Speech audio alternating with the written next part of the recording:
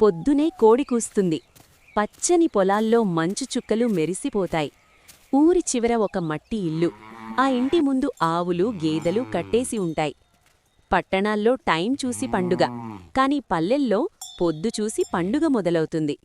ఇంట్లో తల్లి తెల్లవారజామునే లేస్తుంది. నీళ్లు బిందె తీసుకుని తలుపు ముందు నీళ్లు చల్లి పెద్ద ముగ్గు వేస్తుంది. చిన్న కూతురు పక్కనే నిలబడి చూస్తుంది.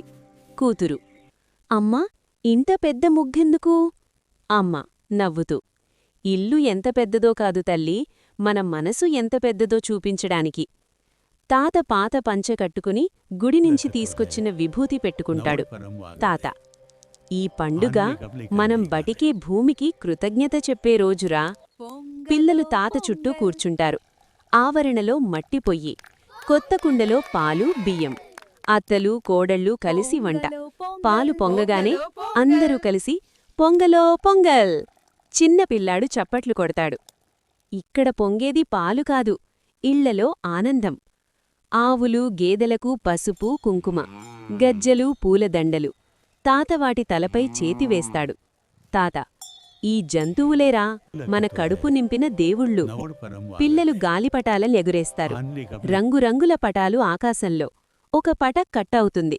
పిల్లాడు నవ్వుతూ: అదేం కాదులే, ఇంకోటెగురేద్దాం.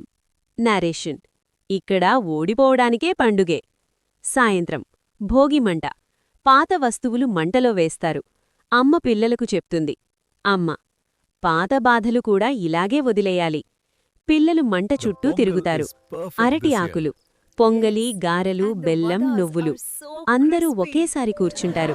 తాత: ఈ ఆకుపై కూర్చుంటే అందరూ సమానమేరా. నవ్వులు, మాటలు, జ్ఞాపకాలు. భోజనం తర్వాత పిల్లలు తాత దగ్గరికి. పిల్లాడు: తాతా, నీ చిన్నప్పటి సంక్రాంతి ఎలా ఉండేది? తాత నవ్వుతూ ఆకాశం వైపు చూస్తాడు. తాత: అప్పుడూ ఇదే, మనుషులే మారారుగాని పండుగ మనసు మారలేదు. రాత్రి నిశ్శబ్దం. ఇంటి ముందు దీపం వెలుగుతుంది. సంక్రాంతి అంటే బట్టలు కాదు, వంటలు కాదు, మనసులు కలిసే పండుగ.